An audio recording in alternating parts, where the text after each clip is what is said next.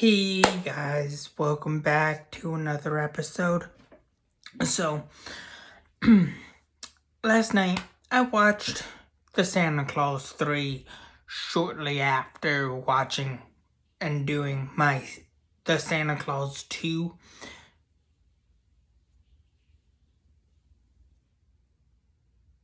review.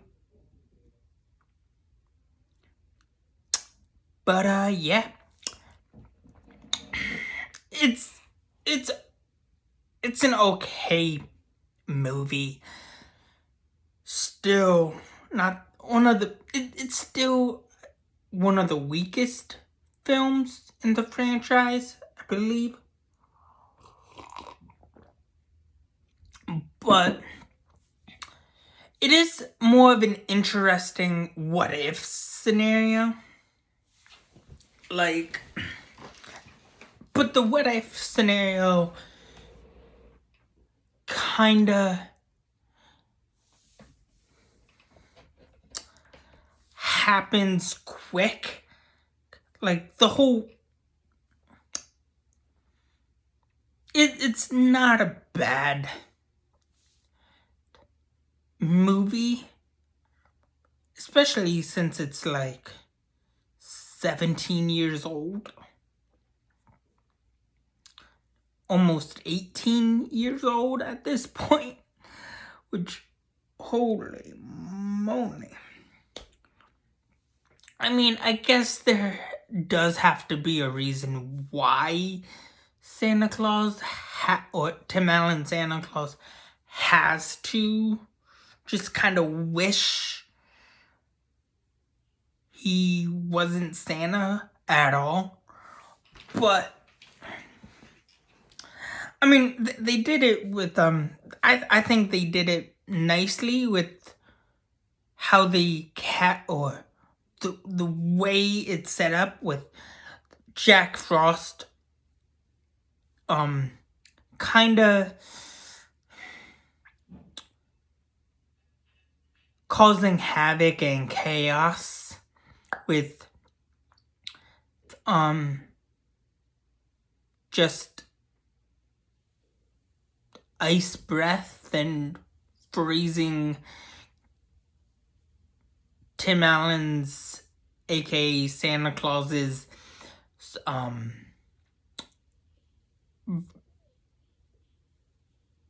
work and family and stuff like that, and gadgets and stuff like that. So, plus you have to, the stress of, becoming a parent again.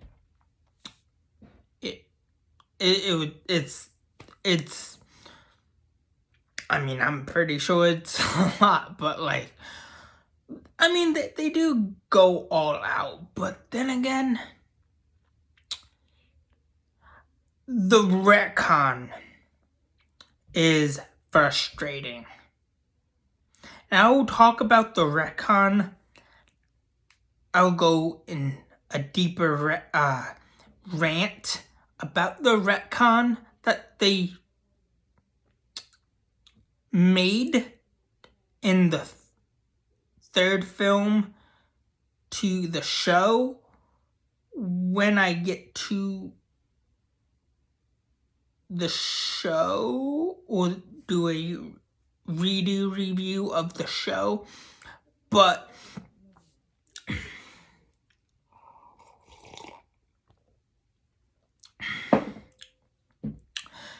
then again, the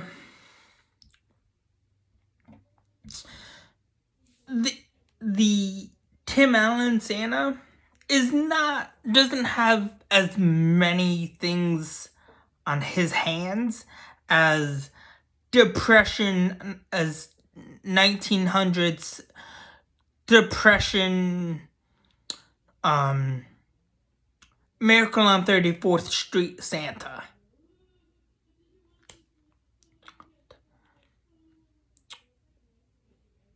Which is also the same Santa that is in Elf. But we just see the the way we look at Santa, we have to look at it as like a Santa who changes his look every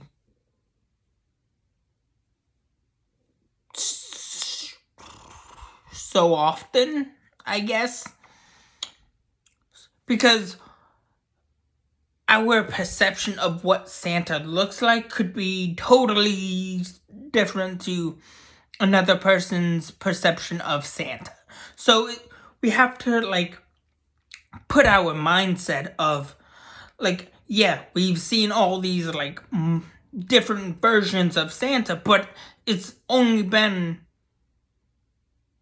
a handful of Santas that we've seen on live action.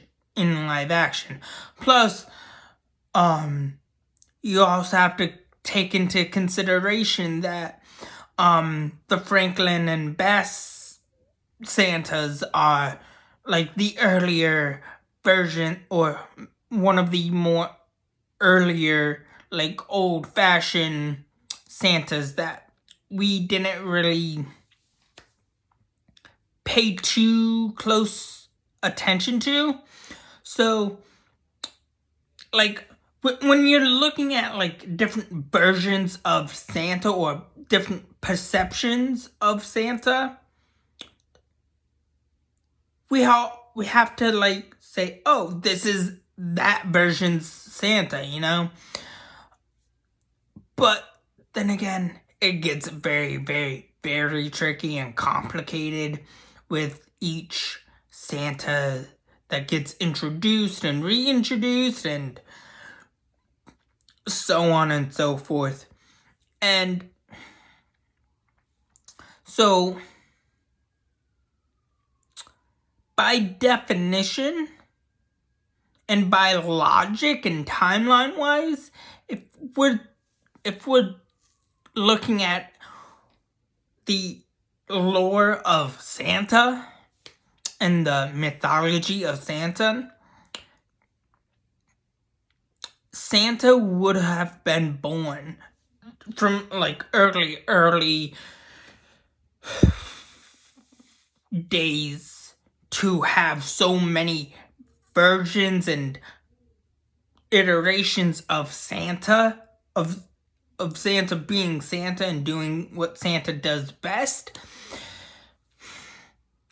You have to go back in like all the way to like the 2nd century AD, or AD, maybe a little further than that, like maybe either 1st or 2nd century AD, so that way we know where to start and where we pick up from Santa, Tim Allen Santa. So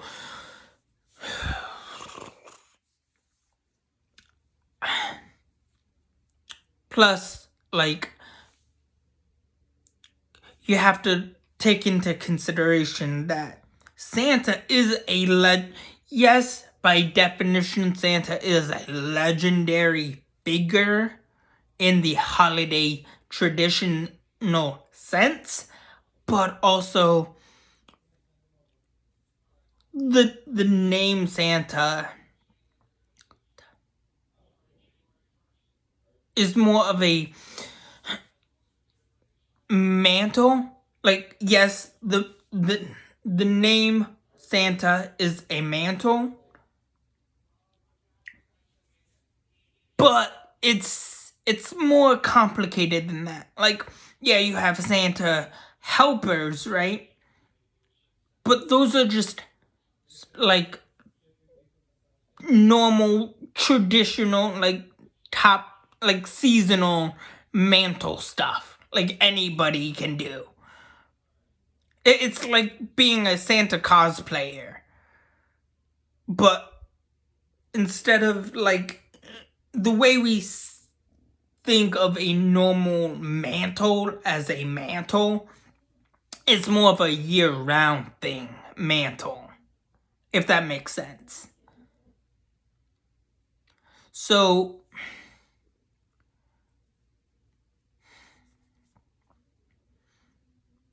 like, it's very, very, very complicated. But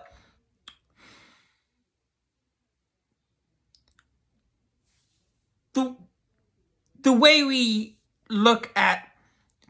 can pinpoint a Santa's reign goes back we can look at it from the Santa snow globe in the Santa Claus 3. You know how there's in the Santa Claus 3 there's a whole bunch of like snow globes and whatnot of every Santa. The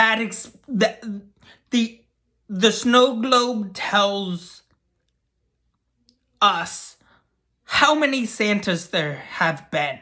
So for every, I don't know, few Santas who's had, it depends.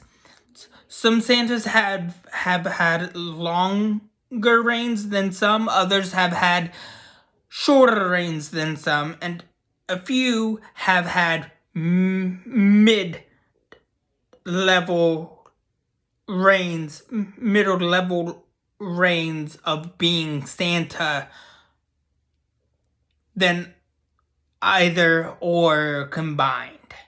You know, so, like, if we're thinking of, like, the idea of Santa, we have to think of Santa as more of a mutant mantle, if that makes sense. Because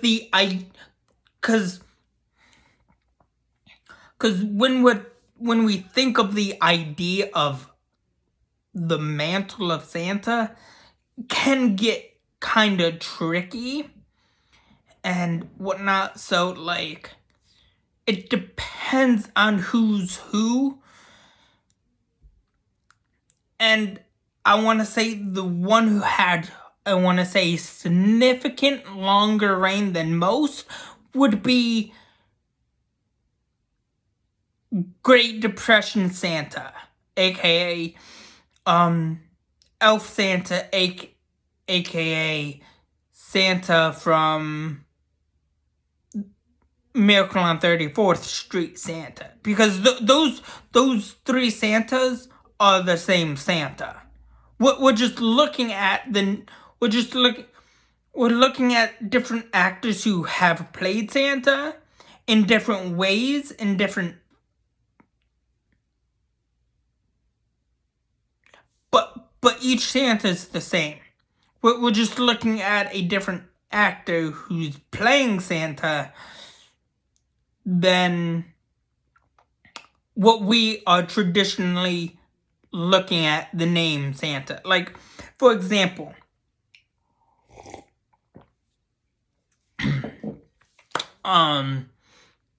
Tim Allen Santa, right? Yeah, he has had 3 movies, but if you look at the Santa Chronicles or the Christmas Chronicles, right? With Kurt Russell, or I think Kurt Russell. That's the same version of Santa, but what the perception of look has changed. Like, but it's still the same Santa.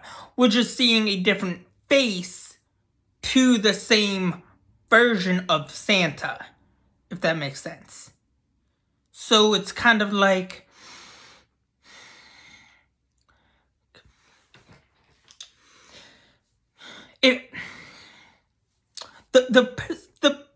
our perception of who's Santa at a given time can look different than what we are used to. So therefore, Tim Allen's Santa, even though Tim Allen's Santa is technically Santa, but from 1994 to during the Santa Chronicles and whatnot, and we get reintroduced to like Tim Allen Santa Claus and stuff like that within the last 2 seasons, or the 2 seasons that we have of the Santa Clauses. It's still the same Santa Claus, which therefore Fred from Fred Claus, his brother being Santa, does not change whoever that version's Santa we're perceiving and we know to be Santa. That relationship, that sibling relationship of Fred and Santa does not change, because whoever takes up the mantle still becomes Fred Claus's brother at the end of the day. If that makes sense. I don't know if this is all making sense, but maybe it's just me going in a very, very deep way of overthinking how it goes with the mantle of Santa and whatnot, but therefore that would make Santa the second oldest living mutant, because whoever takes up the mantle takes on the memories of each passing Santa. Like, if a Santa feels like they want to retire early, he has to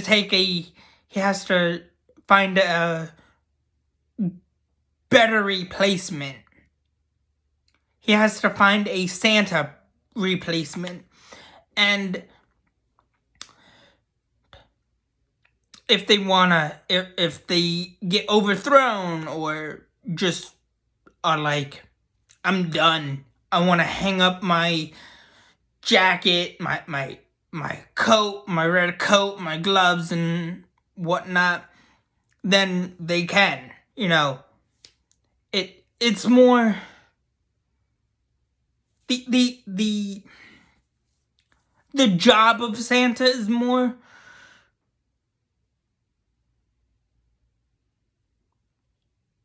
it's more crazier than the perception of Santa, because anybody can take up the mantle of Santa if they do a good job. But also the job of Santa is more, the mantle of Santa is a lot more trickier to get into, because like you have to go all the way back in history, and that's gonna be a very, very, very long video. But yeah, anyways, Santa at this point, Tim Allen's Santa Claus at this point is about to become a father to a holiday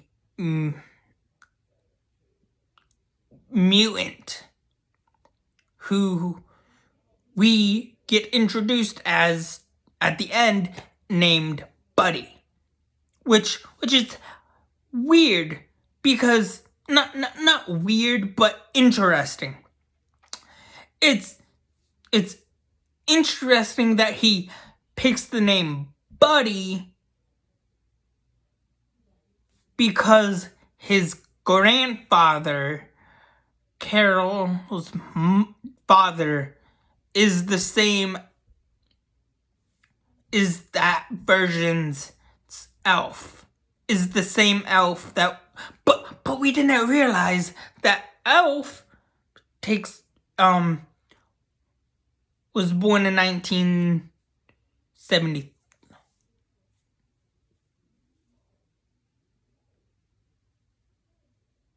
No, yeah. No, wait, sorry. Elf Buddy, the human Buddy, isn't the same Buddy as we are introduced as to in Will Ferrell's Elf movie. Buddy probably knew another Buddy, right? But he didn't put two and two together. He probably worked with a guy named Buddy with the same name as him, which happens, But then again, the name Buddy at the end of the Santa Claus 3 is a big, big thing. Because where would he have gotten the name Buddy if it wasn't for Great Depression elf Miracle on 34th Street Santa? If that was not the same Santa who chose Tim Allen's character as his Santa replacement, because he was retiring at that time back in 1994. It kind of makes sense if you think about it, but also it gets very, very complicated. So, anyways, that's all I have for you guys so far for right now. Please like, share, subscribe, and have a good day. Thanks. Bye.